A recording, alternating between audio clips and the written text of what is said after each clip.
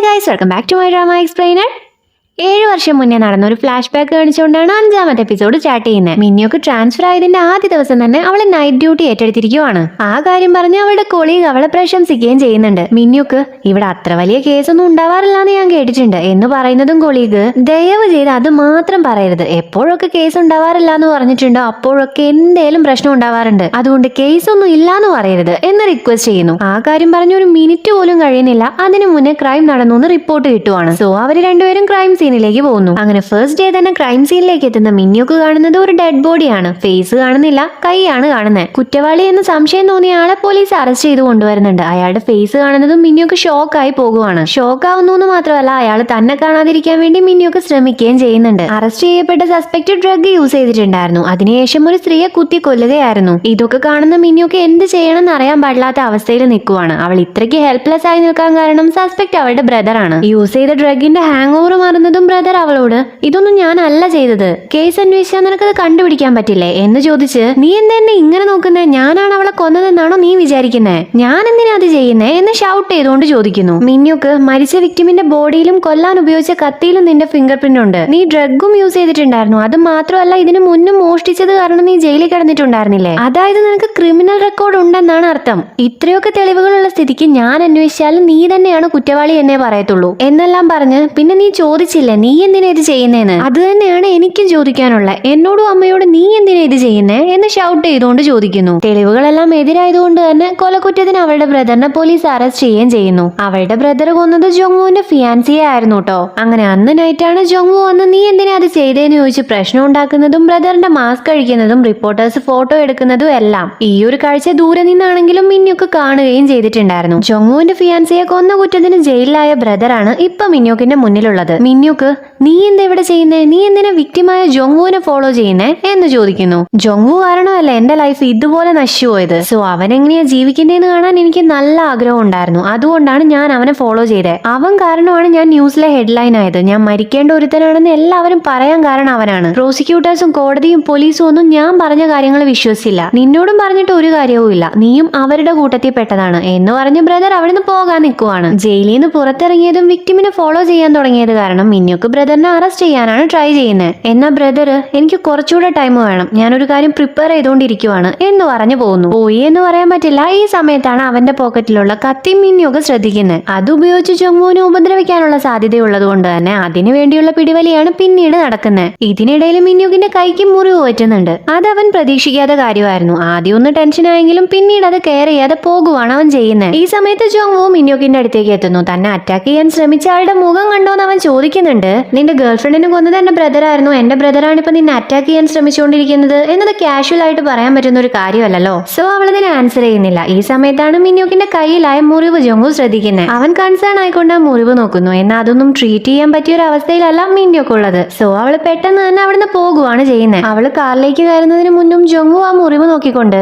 ഇത് അത്ര വലിയ മുറിവൊന്നും അല്ല, പക്ഷെ ട്രീറ്റ് ചെയ്യുന്നതായിരിക്കും നല്ലത്, ഇൻഫെക്ഷൻ ഉണ്ടാവാനുള്ള സാധ്യതയുണ്ട് എന്ന് പറയുന്നു. അവൾ ആ ഷോക്കിൽ നിന്നും റിക്കവർ ആയിട്ടില്ല. എങ്ങനെയും ജോങ്വുവിന്റെ അടുത്ത് നിന്നും മാറി നിൽക്കാനാണ് അവള് നോക്കുന്നത്. മിന്യൊക്കെ അതിന്റെ ആവശ്യമൊന്നുമില്ല, ഒരു ഡിറ്റക്റ്റീവായ എന്റെ മേലെ ഈ മുറിവൊന്നും ഏൽക്കാൻ പോകുന്നില്ല എന്ന് പറഞ്ഞ് തന്റെ ജാക്കറ്റ് പോലും ജോങ്വുവിന്റെ കയ്യിൽ നിന്ന് വാങ്ങാൻ മറന്ന് പെട്ടെന്ന് തന്നെ അവൾ അവിടുന്ന് പോകുവാണ് ചെയ്യുന്നത്. അവളുടെ സ്വഭാവത്തിൽ പെട്ടെന്നുണ്ടായ മാറ്റം ജോങ്വു ശ്രദ്ധിക്കുകയും ചെയ്യുന്നുണ്ട്. ഇപ്പൊ ജോങ്വുവും വൂജിനും അവരുടെ ഫ്രണ്ടായ ലോയർ ഇല്ലേ, അവളും കൂടെ ചേർന്ന് നേരത്തെ നടന്ന ഇൻസിഡന്റിന്റെ CCTV ഫുട്ടേജ് ചെക്ക് ചെയ്യുവാണ്. വൂജിനും ലോയറും ഷോക്ക് ആവുന്നു. വൂജിൻ ഇതാരാണെന്ന് നിനക്ക് വല്ല ഐഡിയയും ഉണ്ടോ എന്ന് ജോങ്വുവിനോട് ചോദിക്കുന്നു. ജോങ്വു ഒന്ന് ആലോചിച്ചുകൊണ്ട് അറിയില്ല എന്നാണ് ആൻസർ ചെയ്യുന്നത്. അവരോട് അങ്ങനെ പറഞ്ഞെങ്കിലും അവൻ ചിന്തിക്കുന്നത് തന്റെ ഗേൾഫ്രണ്ടിന്റെ കൊലയാളിയെ കുറിച്ച് തന്നെയാണ്. കൊലയാളി റിലീസ് ആയിട്ടുണ്ടോന്ന് അറിയണമല്ലോ, അതിനവൻ പോലീസ് സ്റ്റേഷനിലേക്ക് വന്ന് അന്വേഷിക്കുന്നുണ്ട്. അതിനെക്കുറിച്ച് അന്വേഷിക്കുന്ന സമയത്ത് ഇതുപോലെ ഒരാൾ ജയിലിൽ നിന്നും റിലീസ് ആയിട്ടുണ്ടോ ഇല്ലയോ എന്ന വിവരങ്ങളൊന്നും പെട്ടെന്ന് ഒരാൾക്ക് ഈസി ആയിട്ട് ആക്സസ് ചെയ്യാൻ പറ്റുന്ന കാര്യങ്ങളല്ല എന്നാണ് അറിയാൻ സാധിക്കുന്നത്. ഇതറിയാൻ വേണ്ടി ഇനി വേറെന്തായിരിക്കും വഴി എന്ന് ചിന്തിച്ച് അവൻ കാറിലേക്ക് വരുന്ന സമയത്താണ് മിന്യൊക്കിന്റെ ജാക്കറ്റിൽ നിന്നും അവളുടെ ഫോൺ റിങ് ചെയ്യുന്ന സൗണ്ട് അവൻ കേൾക്കുന്നത്. അവൻ ആ കോൾ അറ്റൻഡ് ചെയ്യുന്നു. ഫോണും ജാക്കറ്റും തിരിച്ചു കിട്ടാൻ വേണ്ടി മിന്യൊക്കെ തന്നെയായിരുന്നു കോൾ ചെയ്തിട്ടുണ്ടായിരുന്നത്. ഡ്യൂട്ടി കഴിഞ്ഞ് അവൻ വീട്ടിലേക്ക് തിരിച്ചു പോകുവാണ്. സോ അപ്പാർട്ട്മെന്റിന്റെ അഡ്രസ് ആണ് അവൻ അവൾക്ക് പറഞ്ഞു കൊടുക്കുന്നത്. അങ്ങനെ അവൾ അങ്ങോട്ടേക്ക് വരുന്നു. ലിഫ്റ്റിലേക്ക് ഒരു ഡെലിവറി മാനും കയറുന്നുണ്ട്.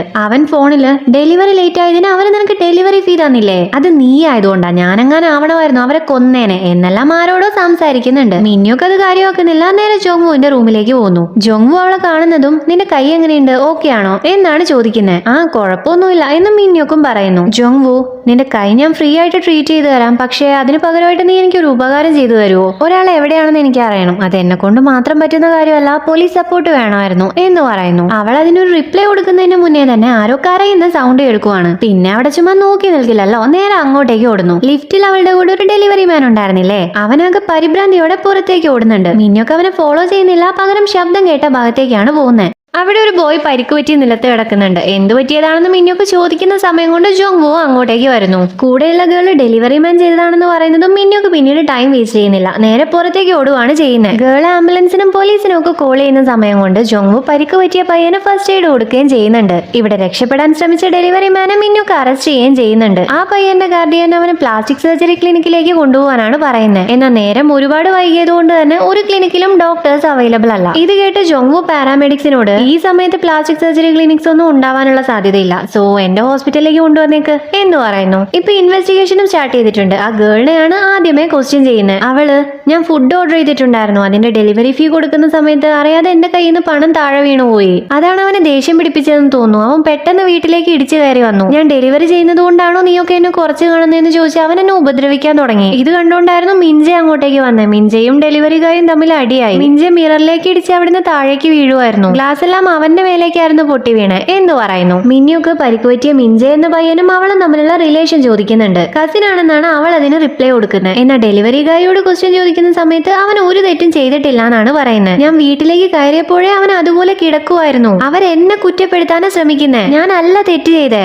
ഡെലിവറി ഗായ് ആയതുകൊണ്ട് തന്നെ എന്നെ ബ്ലെയിം ചെയ്യലല്ലേ ഏറ്റവും ഈസി ആയിട്ടുള്ള കാര്യം, അതാണ് ഇപ്പൊ അവര് ചെയ്തുകൊണ്ടിരിക്കുന്നത് എന്ന് പറയുന്നു. മിന്നിയൊക്കെ ഇത് വിശ്വസിക്കുന്നില്ല. അവന്റെ റെക്കോർഡ്സ് നോക്കി, നീ ഇതിനു മുന്നും ഇതുപോലുള്ള മിസ്റ്റേക്ക് ചെയ്തിട്ടുണ്ടല്ലോ. ഒരു വീട്ടിലേക്ക് കയറി അവിടെയുള്ളവരെ അടിച്ചതുകൊണ്ടായിരുന്നില്ല നീ 6 മാസം മുന്നേ ജയിലിൽ പോയേ. പ്രൊബേഷൻ പീരീഡ് പോലും കഴിഞ്ഞിട്ടില്ല, അതിനു മുന്നേ നീ സെയിം തെറ്റ് തന്നെ ആവർത്തിക്കുവാണോ? നീ തെറ്റ് ചെയ്തിട്ടുണ്ടോ ഇല്ലയോ എന്നുള്ളത് നിന്റെ റെക്കോർഡ്സ് കാണുമ്പോൾ മനസ്സിലാവുന്നുണ്ട് എന്ന് പറയുന്നു. അത് കേൾക്കുന്നതും ശരിയാ, ഞാൻ ഇതിനു മുന്നേ ഇതേ കുറ്റം ചെയ്തിട്ടുണ്ടായിരുന്നു, ജയിലിലും കിടന്നിട്ടുണ്ടായിരുന്നു എന്ന് കരുതി അന്ന് ചെയ്ത തെറ്റെന്തിനാ ഇന്ന് പറയുന്നേ? അന്ന് ഞാൻ തെറ്റ് ചെയ്തിരുന്നു എന്നല്ലാതെ ഇന്ന് ഈ സംഭവത്തിൽ എന്തെങ്കിലും ഒരു കാര്യം എനിക്കെതിരെ നിങ്ങൾക്ക് തെളിവായിട്ട് കിട്ടിയിട്ടുണ്ടോ? ഒരു തവണ ഞാൻ പ്രശ്നം ഉണ്ടാക്കി എന്ന് പറഞ്ഞ് എപ്പോഴും ഞാൻ അതേ പ്രശ്നം ഉണ്ടാക്കൂ എന്നാണോ നിങ്ങൾ പറഞ്ഞു വരുന്നത്? ഇതുകൊണ്ട് തന്നെയാണ് ഞാൻ നേരത്തെ അവിടെ നിന്ന് ഓടിപ്പോയെ. ഇത് എന്റെ തലയിലേ വരുമെന്ന് എനിക്ക് അറിയായിരുന്നു. ഞാനൊക്കെ ഇനി എത്ര സത്യസന്ധമായി ജീവിച്ചിട്ടുണ്ടെങ്കിലും ഒരു കാര്യവും ഇല്ല. എന്ത് പ്രശ്നം നടന്നാലും അതിൽ ഞങ്ങളെ പോലുള്ളവർക്ക് യാതൊരു പങ്കും ഇല്ലെങ്കിലും ഞങ്ങളെ ആയിരിക്കും നിങ്ങളൊക്കെ പിടിച്ച് അകത്തിടാൻ പോകുന്നത് എന്നൊക്കെ ഡെലിവറി ഗായ് ദേഷ്യത്തോടെ ഷൗട്ട് ചെയ്യുന്നു. ചെയറും വലിച്ചെറിയുന്നുണ്ട്, പിന്നെയും ചീത്ത പറയുകയും ചെയ്യുന്നുണ്ട്. മിന്നുക്ക് ഇതെല്ലാം നോക്കിയിരിക്കുവാണ്, റിയാക്ട് ചെയ്യുന്നില്ല. പിന്നീട് കങ്ങോ വന്ന് ഡെലിവറി ഗായെ പിടിച്ചു വെക്കുവാണ് ചെയ്യുന്നത്. അവനെ ക്വസ്റ്റ്യൻ ചെയ്തതിനു ശേഷം മിന്നുക്കിന് ഓർമ്മ വരുന്നത് അവളുടെ ബ്രദറിനെയാണ്. അവളുടെ ബ്രദറും കുറ്റം നിഷേധിക്കുമായിരുന്നു ചെയ്തിട്ടുണ്ടായിരുന്നത്. ഞാനല്ലാതെ ചെയ്തത്, ഞാൻ എന്തിനാ അത് ചെയ്യുന്നത് എന്നായിരുന്നു അവളുടെ ബ്രദർ ചോദിച്ചിട്ടുണ്ടായിരുന്നത്.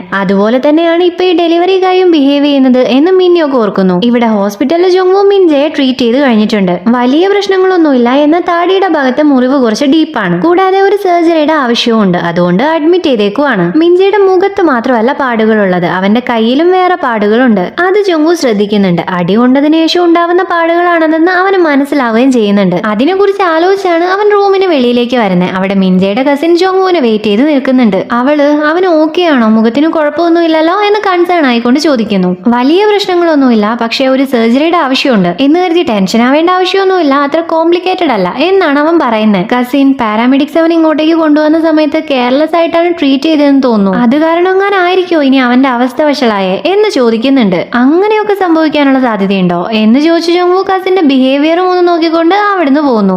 നെക്സ്റ്റ് മിന്നുക്ക് മിസ്റ്റർ നാമിന്റെ വീട്ടിലേക്ക് വന്നിരിക്കുവാണ്. അവളുടെ ബ്രദർ റിലീസ് ആയതിന്റെ പിറ്റേന്നാണ് മിസ്റ്റർ നാം കൊല്ലപ്പെട്ടത്. സോ അവള് ബ്രദറിന്റെ ഫോട്ടോ മിസ്റ്റർ നാമിന്റെ മകൾക്ക് കാണിച്ചു കൊടുത്ത് ഇവൻ എവിടെയെങ്കിലും കണ്ടിട്ടുണ്ടോ എന്ന് ചോദിക്കുന്നു. ആ ഗേള് കണ്ടിട്ടുണ്ട്, എന്റെ അച്ഛന്റെ ഫ്യൂണറലിന് വന്നിട്ടുണ്ടായിരുന്നു, അധികം ആളുകളൊന്നും വന്നിട്ടുണ്ടായിരുന്നില്ല, സോ എനിക്ക് നല്ല ഓർമ്മയുണ്ട് എന്ന് പറഞ്ഞ് ഇയാളാണോ എന്റെ അച്ഛനെ കൊന്നേ എന്ന് ദേഷ്യത്തോടെ ചോദിക്കുന്നു. ഒന്നും കൺഫേം ചെയ്യാനായിട്ടില്ല, പിന്നെ സംശയം വന്നപ്പോ ചോദിച്ചു എന്ന് മാത്രം എന്ന് പറഞ്ഞ ആ ഗേളിനെ കൂളാക്കിയെങ്കിലും മിന്നുക്കിന് ഒരുപാട് സംശയങ്ങളുണ്ട്. കാരണം ജോങ്വുവിനോട് അവളുടെ ബ്രദറിന് അത്രയ്ക്ക് വൈരാഗ്യമുണ്ട്. ഇവിടെ ജോങ്വുവിനോട് ഡയറക്ടർ നിന്നെ 3 കേസും കഴിഞ്ഞതല്ലേ, പിന്നെ എന്താ 4മതൊരു വിക്ടിമിനെ കൂടെ കൊണ്ടുവന്നേക്കുന്നേ എന്ന് ചോദിക്കുന്നു. ജോങ്വു അതിനെക്കുറിച്ച് ഇത്ര കാര്യമായിട്ട് ആലോചിക്കേണ്ട ആവശ്യമൊന്നുമില്ല, അത് എന്റെ നെയ്ബർ ആണ്, പിന്നെ ആ ഒരു സമയത്ത് അങ്ങനെ ഹോസ്പിറ്റലൊന്നും അവൈലബിൾ ആയിട്ടുണ്ടായിരുന്നില്ല, അതുകൊണ്ടാണ് ഇങ്ങോട്ടേക്ക് കൊണ്ടുവന്നേ എന്ന് പറയുന്നു. പേഷ്യൻസിന്റെ പേഴ്സണൽ കാര്യത്തിൽ ഇടപെടാൻ ഒരു താല്പര്യവും ഇല്ല എന്ന് പറഞ്ഞ ജോങ്വു ഇപ്പൊ ഇതുപോലെ എല്ലാം ബിഹേവ് ചെയ്യുന്നത് കണ്ട് ഡയറക്ടർ ഹാപ്പി ആകുവാണ്. വൂജിനും അങ്ങോട്ട് വന്ന് എടാ നീ പുതിയൊരു വിക്ടിമിനെ കൂടെ കൊണ്ടുവന്നു എന്ന് കേട്ടല്ലോ, അതും നിന്റെ തന്നെ താല്പര്യപ്രകാരം നീ തന്നെ ട്രീറ്റ് ചെയ്തു, എന്താ ഇവിടെ സംഭവിക്കുന്നേ എന്ന് എന്ന് ചോദിക്കുന്നു. ഡയറക്ടറും വൂജിനും ജോങ്വൂന് പേഷ്യൻസിനോടുള്ള കെയറിങ്ങിനെ കുറിച്ച് സംസാരിക്കുന്നത് കേൾക്കാൻ തീരെ താല്പര്യമില്ലാത്തത് കൊണ്ട് തന്നെ ജോങ്വൂ ഇത് ഇത്ര കാര്യമാക്കേണ്ട ആവശ്യം എന്തുവാ, ആ പേഷ്യന്റിന് വലിയ കോംപ്ലിക്കേഷൻസ് ഒന്നുമില്ല, അതുകൊണ്ടാണ് ഞാൻ ഇങ്ങോട്ടേക്ക് കൊണ്ടുവന്നത് എന്ന് പറഞ്ഞ് പോകുകയാണ് ചെയ്യുന്നത്. ഈ സമയത്താണ് മിൻജയുടെ സ്റ്റേറ്റ്മെന്റ് എടുത്ത് വരുന്ന മിന്യോക്കിനെ അവൻ കാണുന്നത്. ജോങ്വൂ എനിക്ക് നിന്നോട് ഒരു കാര്യം ഡിസ്കസ് ചെയ്യാനുണ്ടായിരുന്നു എന്ന് പറയുന്നു. ഇപ്പൊ അവൻ അവളുടെ മുറിവ് ഡ്രസ് ചെയ്ത് കൊടുക്കുവാണ്. കൂടെ തന്നെ ഈ മുറിവാക്കിയവൻ ആരാണെന്ന കാര്യത്തിൽ എനിക്ക് ചെറുതായൊരു സംശയമുണ്ട് എന്ന് പറയുന്നു. അവളുടെ ബ്രദറിന്റെ കാര്യം എങ്ങാൻ ജോങ്വൂ അറിഞ്ഞു എന്ന് കരുതി അവൾ ആകെ ഷോക്കായി പോകുവാണ്. അതുകൊണ്ട് എന്തുപറ്റി ഇത്രയ്ക്ക് സർപ്രൈസ് ആവാൻ എന്നവൻ ചോദിക്കുന്ന സമയത്ത് ഒന്നുമില്ല, നന്നായി വേദന എടുത്തത് കാരണം എന്നവള് കള്ളം പറയുവാണ് ചെയ്യുന്നത്. ഇത്ര വേദന ഉണ്ടായിട്ടാണോ ഇന്നലെ ട്രീറ്റ്മെന്റ് വേണ്ടെന്ന് പറഞ്ഞേ എന്ന് ചോദിച്ചു ജോങ്വൂ. അവന്റെ ഗേൾഫ്രണ്ടിന്റെ കൊലയാളി റിലീസ് ആയിട്ടുണ്ടോ എന്നറിയാൻ വേണ്ടി ഹെൽപ്പ് ചോദിക്കുന്നതും മിന്യോക്ക് പോലീസിനോട് ഇതുപോലെ പേഴ്സണൽ റിക്വസ്റ്റ് ചെയ്യാൻ പാടില്ല എന്നറിയില്ലേ, നിനക്കത് അറിയേണ്ടതാണല്ലോ എന്ന് പറഞ്ഞ് അവിടുന്ന് പോകുന്നു. പിന്നീടാണ് അയ്യോ ഞാൻ പറഞ്ഞത് കൂടി പോയോ, ഞാൻ എന്തിനാ ഈ ദേഷ്യം പിടിക്കുന്നേ എന്ന ചിന്ത അവക്ക് വരുന്നത്. സോ ആ ഒരു അറ്റ്മോസ്ഫിയർ ക്ലിയർ ചെയ്യാൻ വേണ്ടി മുറിവ് ഡ്രസ് ചെയ്തതിന് അവൾ അവനോട് താങ്ക്സ് പറയുന്നു. ജോങ്വൂ നിനക്ക് എന്നോടൊന്ന് ചോദിക്കാനില്ലേ എന്ന് ചോദിക്കുമ്പോ അയ്യോ ഇവൻ ഇനി എല്ലാ സത്യവും അറിഞ്ഞിട്ടുണ്ടാവോ, അതുകൊണ്ടായിരിക്കോ ഇങ്ങനെ ചോദിക്കുന്നേ എന്നാണ് മിന്യോക്ക് ചിന്തിക്കുന്നത്. പിന്നീട് അവൻ വിക്ടിമായ മിൻജയെ ട്രീറ്റ് ചെയ്തതിൽ നിന്നും എന്റെ ഒബ്സർവേഷൻ എന്താണെന്ന് നിനക്കറിയണ്ടേ എന്ന് ചോദിക്കുന്ന സമയത്താണ് ഓ അതാണോ ഇവൻ ഉദ്ദേശിച്ചത് എന്ന റിയലൈസേഷൻ മിന്യോക്കിന് വരുന്നത്. ഇപ്പൊ ജോങ്വൂ ഒരു ഗ്ലാസ് പീസ് എടുത്ത് കാണിച്ച് ഇത് മിൻജയുടെ താടിയലിന്റെ ഭാഗത്ത് നിന്ന് റിമൂവ് ചെയ്ത പീസാണ്. മറ്റു പീസുകളെല്ലാം ഏകദേശം 1 സെന്റിമീറ്റർ മാത്രമേ ഉള്ളിലേക്ക് കയറിയിട്ടുണ്ടായിരുന്നുള്ളൂ, എന്നാൽ ഇത് 3 സെന്റിമീറ്ററോളം ആഴത്തിലേക്ക് കുത്തി കയറിയിട്ടുണ്ട്. പിന്നെ താടിയലിന്റെ ഭാഗത്തെ മുറിവ് മറ്റു മുറിവുകളെ പോലെ അല്ല, ഉൾവശം ക്രഷ് ആയിട്ടുണ്ട് എന്ന് പറയുന്നു. അതെന്തായിരിക്കും അങ്ങനെ എന്ന് മിന്യോക്ക് ചിന്തിക്കുന്ന സമയത്താണ് മിൻജെ അങ്ങോട്ടേക്ക് വരുന്നത്. സർജറിയെ കുറിച്ചുള്ള സംശയങ്ങൾ ചോദിക്കാൻ വേണ്ടി വന്നതായിരുന്നു അവൻ. ജോങ്വൂ അവന്റെ ഡൗട്ട്സ് എല്ലാം ക്ലിയർ ചെയ്ത് കൊടുക്കുകയും ചെയ്യുന്നുണ്ട്. ഈ സമയത്ത് മിന്യോക്കിന്റെ കയ്യിലെ ഗ്ലാസ് പീസ് ശ്രദ്ധിച്ച് ഇത് എന്റെ ഫേസിൽ നിന്ന് കിട്ടിയതാണോ എന്നവൻ ചോദിക്കുന്നു. അതെ, ഇതുപോലുള്ള കേസുകളിൽ ഞങ്ങൾ വിക്ടിമിനെ ട്രീറ്റ് ചെയ്ത ഡോക്ടറിന്റെ ഒപ്പീനിയനും ചോദിക്കാറുണ്ട് എന്ന് മിന്യോക്ക് പറഞ്ഞു കൊടുക്കുന്നു. അവൻ പോയതിനു ശേഷം മിന്യോക്കും ജോങ്വൂവും വീണ്ടും ആ ഗ്ലാസ് പീസിനെ കുറിച്ചാണ് ഡിസ്കസ് ചെയ്യുന്നത്. താടിയലിന്റെ ഭാഗത്ത് മാത്രമാണ് ഇത്ര ആഴത്തിലുള്ള മുറിവുള്ള.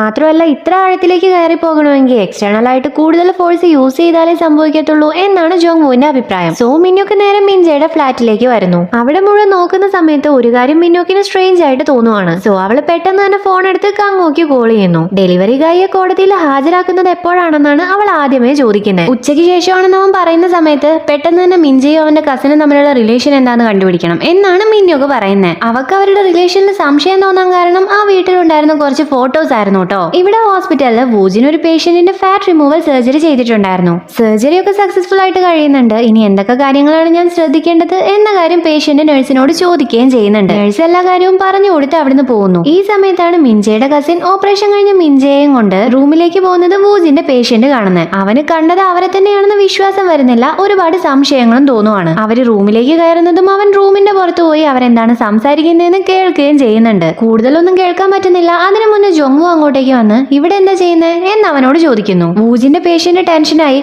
അത് പിന്നെ ഒന്നുമില്ല എന്ന് പറഞ്ഞ് പോകുവാണ് ചെയ്യുന്നത്. ജോങ്വൂ അത് കാര്യമാക്കുന്നില്ല. അവൻ മിൻജയുടെ റൂമിലേക്ക് വരുന്നു. ഇനി ചെക്കപ്പിന് വേണ്ടി വരേണ്ടത് എന്നാന്നൊക്കെ പറയാൻ വേണ്ടിയിട്ട്. എന്നാൽ മിൻജയുടെ കസിന് അതിനെക്കുറിച്ച് അറിയുന്നതിനേക്കാൾ ഏറെ താല്പര്യം തോന്നുന്നത് മറ്റൊരു കാര്യത്തോടാണ്. അവള് ജോങ്വൂവിനോട് നിങ്ങൾ പോലീസിന് മെഡിക്കൽ ഒപ്പീനിയൻ കൊടുക്കാറുണ്ടെന്നല്ലേ പറഞ്ഞത്, അത് കൊടുത്തോ എന്ന് ചോദിക്കുന്നു. ജോങ്വൂ കൊടുക്കാറുണ്ട്, ഇതുപോലുള്ള കേസുകളിൽ അത് സ്വാഭാവികമാണ് എന്ന് പറയുന്നു. പെട്ടെന്ന് തന്നെ കസിൻ അതിലെന്താ എഴുതി കൊടുത്തേ എന്ന് ചോദിക്കുന്നത് കേട്ട് ജോങ്വൂ തനിക്കെന്താ അറിയാൻ ഇത്ര ക്യൂരിയോസിറ്റി എന്നാണ് തിരിച്ചു ചോദിക്കുന്നത്. അവള് വീണ്ടും എന്തോ പറയാൻ വരുന്നതും മിൻജെ തടയുവാണ് ചെയ്യുന്നത്. ഇവരുടെ രണ്ടുപേരുടെയും പെരുമാറ്റം കണ്ട് ജോങ്വൂന് എന്തൊക്കെയോ സംശയങ്ങൾ തോന്നുകയും ചെയ്യുന്നുണ്ട്. ഇവിടെ സ്റ്റേഷനിലേക്ക് വരുന്നതും മിന്യോക്ക് ഗംഗോയോട് ഞാൻ പറഞ്ഞ കാര്യം എന്തായി എന്നാണ് ചോദിക്കുന്നത്. ഞാൻ മിൻജയുടെ ഫാമിലിയെ കോൺടാക്ട് ചെയ്യാനായിട്ട് ഒരുപാട് ട്രൈ ചെയ്തു, പക്ഷേ കിട്ടിയില്ല. അത് കാരണം ഞാൻ അവന്റെ ക്ലാസ്മേറ്റ്സിനെ കോൺടാക്ട് ചെയ്തു. അവൻ ഒരുപാടായ ഓൺലൈൻ ക്ലാസ് ആണ് അറ്റൻഡ് ചെയ്തുകൊണ്ടിരിക്കുന്നത് എന്നാണ് അവന്റെ ക്ലാസ്മേറ്റ്സ് പറഞ്ഞത്. പിന്നെ വേറൊരു കാര്യം കൂടി എനിക്ക് വിയേർഡ് ആയിട്ട് തോന്നുന്നുണ്ട്. ഞാൻ ആ അപ്പാർട്ട്മെന്റിന്റെ CCTV ചെക്ക് ചെയ്ത് നോക്കിയ സമയത്ത് മിൻജ ഒരിക്കൽ പോലും പുറത്തേക്ക് ഇറങ്ങിയിട്ടില്ല എന്നാ ഞാൻ കണ്ടേ. അതായത് ഞാൻ 2 ആഴ്ചത്തെ ഫുട്ടേജ് ആണ് നോക്കിയത്.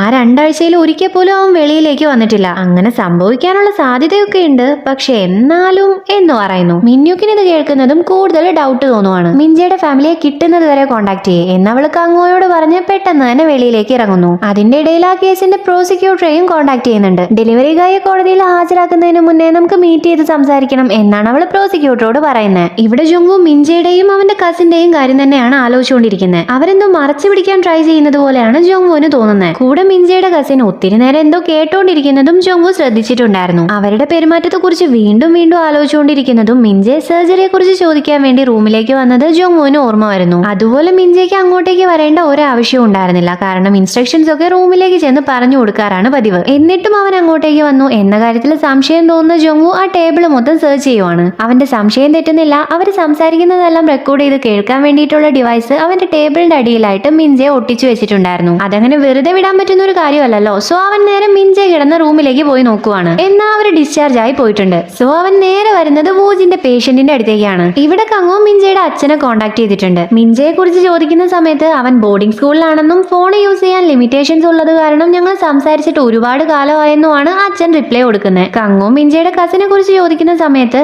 ആ പേരിലെ റിലേറ്റീവ്സ് ആരും തന്നെ ഇല്ല എന്നാണ് അച്ഛൻ പറയുന്നത്. ഇത് കേൾക്കുന്നതും കങ്ങോ പെട്ടെന്ന് തന്നെ മിന്യോക്കിന് കോൾ ചെയ്യുന്നു. എന്നാൽ അവൾ കോൾ അറ്റൻഡ് ചെയ്യുന്നില്ല. പിന്നെ ടൈം വേസ്റ്റ് ചെയ്യാനില്ലല്ലോ. മിൻജയെ കാണാൻ ഹോസ്പിറ്റലിലേക്ക് പോകാനുള്ള തയ്യാറെടുപ്പിലാണ്. കൂടെ തന്നെ ജോങ്വുവിനെ വിളിച്ച് മിൻജെ ഇപ്പോഴും ഹോസ്പിറ്റലിൽ ഉണ്ടോ എന്ന് ചോദിക്കുകയും ചെയ്യുന്നുണ്ട്. ഇല്ല, അവര് ഡിസ്ചാർജ് ആയിട്ടുണ്ട് എന്ന് പറഞ്ഞു ജോങ്വു. അവര് രണ്ടുപേരും തമ്മിലുള്ള റിലേഷൻ എന്താന്ന് കണ്ടുപിടിച്ചോ എന്ന് ചോദിക്കുന്നു. കൺഫേം ചെയ്തിട്ടില്ല. എന്തുകൊണ്ടാ ചോദിച്ചേ എന്ന് കങ്ങോയും ചോദിക്കുന്നു. ജോങ്വു കാരണം അവർ കസിൻസ് അല്ല എന്ന് പറയുന്നത് കേട്ട് കങ്ങോ ഷോക്ക് ആവുന്നു. കങ്ങോക്കും ജോങ്വുവിനും മിന്യോക്കിനെ കോണ്ടാക്ട് ചെയ്യാനും സാധിക്കുന്നില്ല. അവൾ എവിടെയാണെന്ന് അറിയത്തുമില്ല. ഇതേ സമയം മിന്യോക്കാണെങ്കിൽ മിൻജയെയും അവന്റെ കസിനാണെന്ന് പറഞ്ഞ ഗേളിനെയും കാണാൻ വേണ്ടി വന്നിരിക്കുവാണ്. അവര് രണ്ടുപേരും റിലേറ്റീവ്സ് അല്ല, കസിൻസ് അല്ല എന്ന കാര്യം അവള് മിന്യോക്കിനോട് തുറന്നു പറയുന്നു. മിന്യോക്ക് മിൻജെ പുറത്തു പോയതാണെന്നല്ലേ പറഞ്ഞേ, അവനെ ഞങ്ങൾ ലൊക്കേറ്റ് ചെയ്തോളാം. ഫോൾസ് ആയ സ്റ്റേറ്റ്മെന്റ് തരുന്നതും കുറ്റകൃത്യമാണ്. സോ നിന്നെ ഇപ്പൊ റീഇൻവെസ്റ്റിഗേഷന് വേണ്ടി കൊണ്ടുപോകുവാണ്. മിൻജെ വഴിയെ സ്റ്റേഷനിലേക്ക് എത്തിക്കോളും എന്ന് പറയുന്നു. ഇത് കേൾക്കുന്നത് അവള് ദയവ് ചെയ്ത് ഞാൻ പറയുന്നത് കേൾക്കണം. എനിക്ക് വേറെ ഒരു വഴിയോ ഇല്ലാത്തത് കൊണ്ടാണ് ഞാൻ അങ്ങനെ ചെയ്തത്. ഞാൻ അവന്റെ സ്കൂളിലേക്ക് ടീച്ചറായി ട്രെയിനിങ്ങിന് പോയതായിരുന്നു. അവിടെ വെച്ചായിരുന്നു ഞങ്ങൾ പരിചയപ്പെട്ടെ. ആ സമയത്ത് എന്നെ സെക്ഷൽ അസോൾട്ട് ചെയ്തതിന്റെ ഒരു വീഡിയോ അവൻ എടുത്തു. അത് വെച്ച് പിന്നീട് അവൻ എന്നെ ബ്ലാക്ക് മെയിൽ ചെയ്യാൻ തുടങ്ങി. അന്ന് അവൻ പറഞ്ഞൊരു കാര്യം ഞാൻ ചെയ്യാതിരുന്നപ്പോ അവന് ഒരുപാട് ദേഷ്യം വന്നു. ആ ക്ലിപ്പ് പോസ്റ്റ് ചെയ്യും, എല്ലാവരെയും കാണിക്കും അവൻ പറഞ്ഞു. അവനോടത് ചെയ്യരുതെന്ന് പറഞ്ഞ് അവന്റെ കാല് പിടിക്കുന്നതിന്റെ ഇടയിൽ പറ്റിയ ഒരു അബദ്ധമായിരുന്നു അത്. ആ മിററിൽ തട്ടി അവന് പരിക്ക് പറ്റി. ആ സമയത്ത് തന്നെ ഡെലിവറി ഗായും അങ്ങോട്ടേക്ക് വന്നു. ഡെലിവറി ഗായെ ബ്ലെയിം ചെയ്യാനായിരുന്നു എനിക്ക് അപ്പൊ തോന്നിയേ. അല്ലെങ്കിൽ ഞാൻ എല്ലാ കാര്യവും പോലീസിനോട് തുറന്നു പറയേണ്ടി വരുമായിരുന്നു. ആ വീഡിയോ ഉൾപ്പെടെ എല്ലാം പുറത്തു വരും. ഞാൻ പബ്ലിക് സർവീസ് എക്സാം എഴുതിയിരിക്കുവാണ്. എന്റെ സ്റ്റുഡന്റ് കാരണം ഇതുപോലൊരു പ്രശ്നം എനിക്ക് സംഭവിച്ചു എന്ന് പറഞ്ഞാൽ അതെന്റെ അവസാനമായിരിക്കും. അതുകൊണ്ടാണ് ഞങ്ങൾ റിലേറ്റീവ്സ് ആണെന്ന് കള്ളം പറഞ്ഞത് എന്നെല്ലാം സംഭവിച്ച കാര്യം പറയുന്നു. മിന്യോക്ക് അതെല്ലാം കേൾക്കുകയും ചെയ്യുന്നുണ്ട്. ഈ സമയത്ത് ജോങ്വു ആ അപ്പാർട്ട്മെന്റിന്റെ പാർക്കിംഗ് ഏരിയയിലേക്ക് എത്തിയിട്ടുണ്ട്. മിന്യോക്കിന്റെ കാർ അവിടെ കാണുന്നതും അവൻ പെട്ടെന്ന് തന്നെ ടെൻഷൻ ആയിക്കൊണ്ട് മിൻജെ താമസിക്കുന്ന റൂമിലേക്ക് പോകുവാണ്. കാരണം ആ സമയത്ത് വൂജിന്റെ പേഷ്യന്റ് പറഞ്ഞ കാര്യമാണ് അവൻ ഓർമ്മ വരുന്നത്. ഞാനും മിൻജയും ഹൈസ്കൂളിൽ ഒരുമിച്ചായിരുന്നു പഠിച്ചത്. അങ്ങോട്ടേക്ക് വന്ന ടീച്ചർ ആയിരുന്നു ആ സ്ത്രീ, അതായത് ട്രെയിനിങ്ങിന് വേണ്ടി വന്ന ടീച്ചർ. അതിനുശേഷമാണ് മിൻജയുമായിട്ട് റിലേഷനിലാവുന്നത്. ആ റിലേഷൻഷിപ്പിനെ കുറിച്ച് സംസാരിക്കുന്ന എല്ലാവരുടെയും വായടപ്പിക്കാൻ അവർക്ക് പറ്റാറുണ്ടായിരുന്നു. കാരണം അവരുടെ ഫാമിലി റിച്ച് ആണ്. അവരെന്ത് വേണമെന്ന് വിചാരിച്ചോ അത് കിട്ടിക്കഴിഞ്ഞതിന് മാത്രം സാറ്റിസ്ഫൈ ആവുന്ന ഒരു ടൈപ്പ് ക്യാരക്ടറാണ്. ഇതുപോലുള്ള കേസ് അവരുടെ ഫാമിലി സോൾവ് ചെയ്യുകയും ചെയ്യാറുണ്ട്. ആ ഒരു ടൈമിലായിരുന്നു മിൻജയെ പിടിക്കപ്പെട്ടെ. അതായത് മിൻജയും അവരുമായിട്ടുള്ള റിലേഷൻ പുറത്തറിഞ്ഞ് എന്നൊക്കെയായിരുന്നു വൂജിന്റെ പേഷ്യന്റ് പറഞ്ഞിട്ടുണ്ടായിരുന്നത്. അതുപോലെ ഡേഞ്ചർ ആയ ഒരാളടുത്തേക്കാണ് ഇപ്പൊ മിന്യൊക്കെ ഒറ്റയ്ക്ക് പോയിരിക്കുന്നത്. സോ ജോങ്വു അവൾക്ക് കോൾ ചെയ്തുകൊണ്ടേ ഇരിക്കുന്നുണ്ട്. എന്നാൽ അവൾ കോൾ അറ്റൻഡ് ചെയ്യുന്നില്ല. കാരണം അവൾ ഇവിടെ ടീച്ചറെ പോലീസ് സ്റ്റേഷനിലേക്ക് കൊണ്ടുപോകാനുള്ള തയ്യാറെടുപ്പിലാണ്. എന്നാൽ ടീച്ചർ അതിന് സഹകരിക്കുന്നില്ല. ഞാനും വിക്ടിമാണ്, ഞാൻ വരത്തില്ല എന്നാണ് പറയുന്നത്. മിന്യോക്കിന് അതും കേട്ട് തിരിച്ചു വരാൻ പറ്റില്ലല്ലോ. അവള് പോലീസ് സ്റ്റേഷനിലേക്ക് വന്നേ പറ്റൂ എന്നാണ് ടീച്ചറോട് പറയുന്നത്. പക്ഷെ ആ ടീച്ചറെ പോലീസ് സ്റ്റേഷനിലേക്ക് കൊണ്ടുപോകാൻ മിന്യോക്കിന് സാധിക്കുന്നില്ല. അതിന് മുന്നേ മിൻജെ വന്ന് മിന്യോക്കിന് തലക്കടിച്ച് വീഴ്ത്തുവാണ്. മിന്യോക്ക് അൺകോൺഷ്യസ് ആയി കിടക്കുന്നത് കണ്ട് മിൻജെ പേടിച്ചാണ് നിൽക്കുന്നത്. എന്നാൽ ഈ സമയത്ത് ടീച്ചർ അവന്റെ കയ്യിൽ ഒരു കത്തി കൊടുത്ത്, നീ തുടങ്ങി വെച്ചതല്ല, നീ തന്നെ അവസാനിപ്പിച്ചേക്ക്. ഇവളെങ്ങാൻ എഴുന്നേറ്റ എന്റെയും നിന്റെയും അവസാനമായിരിക്കും എന്ന് പറയുന്നു. മിന്യോക്കിനെ കൊല്ലാൻ വേണ്ടി അവനെ നിർബന്ധിച്ചുകൊണ്ടിരിക്കുന്ന സമയത്താണ് ജോങ്വു വന്ന് ഡോറിൽ തട്ടുന്നത്. അതുകൂടെ കേൾക്കുന്നതും ഒന്നുകൂടെ പേടിച്ച് നിൽക്കുന്ന മിൻജയുടെ മുഖത്തേക്ക് അടിച്ച ടീച്ചർ പെട്ടെന്ന് ഇവളെ തീർക്കാൻ നോക്ക്, ഇത് നമ്മൾ ആദ്യമായിട്ട് ചെയ്യുന്നതൊന്നും അല്ലല്ലോ, ഇതിനു മുന്നും നമ്മൾ ഇത് ചെയ്തിട്ടുണ്ട് എന്ന് പറയുന്നു. അവരിപ്പൊ പറഞ്ഞത് എന്താണെന്ന് വൂജിന്റെ പേഷ്യന്റ് നേരത്തെ ജോങ്വുവിനോട് പറഞ്ഞിട്ടുണ്ടായിരുന്നു കേട്ടോ. പേഷ്യന്റ്, ഞങ്ങളുടെ സ്കൂളിൽ ഇവരുടെ റിലേഷൻഷിപ്പിനെ കുറിച്ച് ഒരുപാട് സംസാരിച്ച് നടന്ന ഒരു ഗേൾ ഉണ്ടായിരുന്നു. എന്നാൽ പെട്ടെന്ന് ഒരു ദിവസം അവള് റൂഫ് ടോപ്പിന്റെ മുകളിൽ നിന്ന് ചാടി സൂയിസൈഡ് ചെയ്തു. അതുപോലെ സൂയിസൈഡ് ചെയ്യുന്ന ഒരു ടൈപ്പ് ക്യാരക്ടർ ഒന്നും അല്ല അവളുടേത്. അതുകൊണ്ട് തന്നെ റൂമർ എന്തായിരുന്നു എന്ന് വെച്ചാൽ മിൻജയും ടീച്ചറും കൂടെ അവളെ റൂഫ് ടോപ്പിലേക്ക് എത്തിച്ചു. അതിനുശേഷം അവിടുന്ന് തള്ളി താഴെ ഇട്ടു എന്നൊക്കെ ആയിരുന്നു. വൂജിന്റെ പേഷ്യന്റ് പറഞ്ഞ ഈ ഒരു കാര്യം ഓർത്ത് ജോങ്വുവിന് കൂടുതൽ ടെൻഷൻ ആവുകയാണ്. ആ റൂമർ സത്യമാണെങ്കിൽ അതിനർത്ഥം മിന്യോക്കിനെയും അപായപ്പെടുത്താൻ അവർക്ക് യാതൊരു മടിയും ഉണ്ടാവില്ല എന്നുള്ളതാണ്. ആ റൂമർ സത്യം തന്നെ ആയിരുന്നു കേട്ടോ. ടീച്ചർ നമ്മൾ ഇതിന് മുന്നും ഇത് ചെയ്തിട്ടുണ്ട്. റൂഫ് ടോപ്പിൽ നിന്ന് അവളെ തള്ളിയിട്ട സമയത്ത് നമുക്കെതിരെ എന്തെങ്കിലും കേസ് വന്നിട്ടുണ്ടായിരുന്നോ? ഇല്ലല്ലോ. അതുപോലെ തന്നെ ഇതും കേസൊന്നും ആവത്തില്ല, നമുക്ക് രക്ഷപ്പെടാവുന്നതേ ഉള്ളൂ എന്ന് പറഞ്ഞ് വീണ്ടും മിന്യോക്കിനെ കൊല്ലാൻ പറയുന്നു. ജോങ്വു ആണെങ്കിൽ ഇവിടെ ഫയർ എക്സ്റ്റിംഗ്വിഷർ എടുത്ത് ലോക്ക് പൊട്ടിക്കാൻ നോക്കുന്നതും ടീച്ചർ പറഞ്ഞ കാര്യങ്ങൾ കേട്ട് മിൻജെ മിന്യോക്കിന് നേരെ കത്തിക്കൊണ്ട് പോകുന്നതും കാണിച്ചുകൊണ്ടാണ് ഈ എപ്പിസോഡ് അവസാനിക്കുന്നത്. ഓക്കെ, അപ്പൊ വീഡിയോ ഇഷ്ടപ്പെട്ടിട്ടുണ്ടെങ്കിൽ ലൈക്ക് ചെയ്യുക, കമന്റ് ചെയ്യുക, സബ്സ്ക്രൈബ് ചെയ്യുക.